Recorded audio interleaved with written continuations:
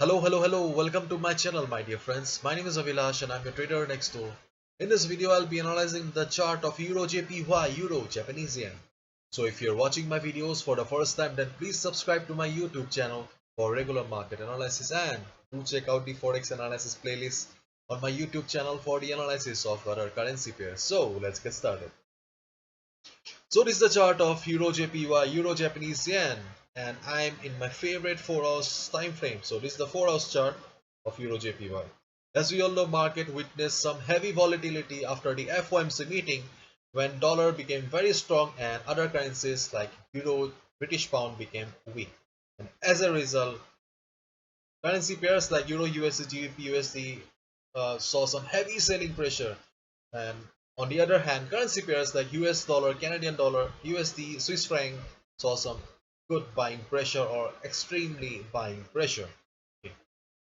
And Euro JPY, okay, as I mentioned earlier, okay, Euro also weakened when the dollar became very strong, and as a result, this currency pair, Euro JPY, also witnessed some heavy selling pressure. You can clearly see on the chart there was a sharp fall. Okay, a sharp fall. Generally, we do not see a fall like this and see market almost fall steeply. Okay, and ultimately, market came down and closed at this particular price level. Okay. As I always say, as I always say, we should always look for the area of value, okay, before executing any order. Okay, and in an uptrend market, the area of value is always near the support. Okay. The area of value means the best trading opportunity, and in a downtrend market, the best trading opportunity or the area of value to short the market is at the resistance. But right now, in almost all the currency pairs, the whole structure has changed. Okay, the support levels are gone, the resistance levels are gone. We can see that market was in uptrend. Okay, yes, Euro JPY, okay, was in uptrend, but for some time, okay, it was trading in a narrow range or in a downward channel. But from this particular price level, market fell sharply, okay, which was completely unexpected. Okay, and as a result, we do not have any proper area of value or area or best trading opportunity or support level here, because see, things have changed. The whole structure of the market has changed. Generally, in a market condition like this, okay, the best trading opportunity is to short the market or to go for selling opportunities, okay, at the retracement. Okay, and here we can see that Euro JPY is following a Fibonacci, this Fibonacci levels. Okay. So first and foremost, okay, let the market open on Monday. Okay, if you see, okay, if you see price going up down, doesn't matter. Okay, if you see some good volatility, okay, then what you can do is, okay, if market starts going up, okay, draw these Fibonacci levels on your charting platform. I am using tradingview.com. You can also use TradingView. It's a free platform. Okay. So if market starts going up from here, then draw these levels. Okay, if you see price retracing from the Fibonacci levels, you can short the market. Okay, but do not short the market at this present market price or the current market price. Do not short the market at this current price level. I'll tell you later. Okay, but on Monday after the market opening, if market starts going upside, okay, then okay, just observe the market at the retracement level. Okay, this Fibonacci levels.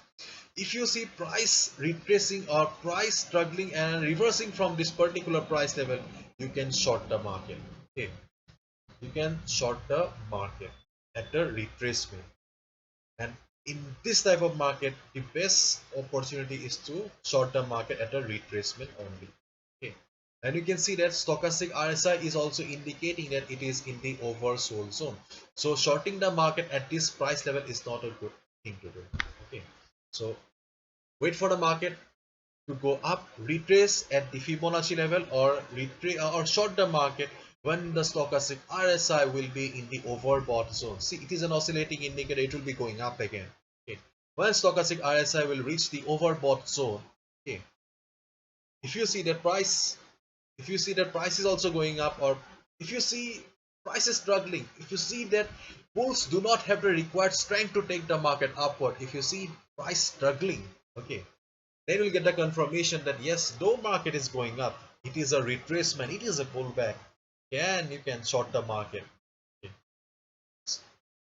So these are the trading opportunities. Okay, in case market starts falling, also, do not short the market. Okay, do not short the market. Only short the market at the retracement. Okay, take if you are not familiar with the stochastic as an indicator like me, okay, then please use Fibonacci. Okay, Fibonacci retracement. It is good, and I'm not saying that it is extremely good. Okay, it is not working in all the currency pairs. It doesn't work in all the currency pairs, but in a few currency pairs, it is working well. Okay, so in EURJPY also, you can take the help of Fibonacci retracement to short the market at the retracement level. Okay. Otherwise, it is difficult to identify the retracement level or the pullback. Okay. So in case market starts going down also, do not short the market right away. Okay. Only short the market at the pullback or at the retracement and take help of Fibonacci. Okay. And one more thing I would like to show you in this chart is that, okay, if I take you to the weekly chart, okay, then you can see that right now market is just standing at the support level on the weekly chart, and as we all know, weekly chart is a chart of the big boys, the big pairs, so there is a good possibility that um, market may try to go up from here. Okay, so let the market open on Monday. If you see market going up, then also do not buy, because see, overall market has witnessed heavy selling pressure. So if you do not see any good buying pressure or big bullish candle, do not go for buying opportunities. It could be a pullback also. It's okay, it may be a trap also. Market is full of traps, so be careful. Okay, I'm just saying that as we have this support level on the weekly chart, there is a possibility that market may bounce. In case market bounces also, do not short the market blindly. Okay, do not short the market. Okay, if possible, leave the market. If you see that market has crossed the Fibonacci level, okay, then also do not buy. Okay, because because after this kind of volatility in the market, we should give at least 1 day or 2 days rest to the market, so that it can settle, it can give us new support levels, resistance levels. Okay, so let the market, give us some indication, some price levels, so that we can trade better in the coming days. Okay. So if you see some retracement of opportunities on the market, then you can short the market. But if market bounces also, do not buy. Do not buy. Okay, it will be very risky. Okay, so hopefully you've understood. Okay. So give some time. Okay, give 1 or 2 days to the market to give us few levels. Okay, so that we can trade better. That's it.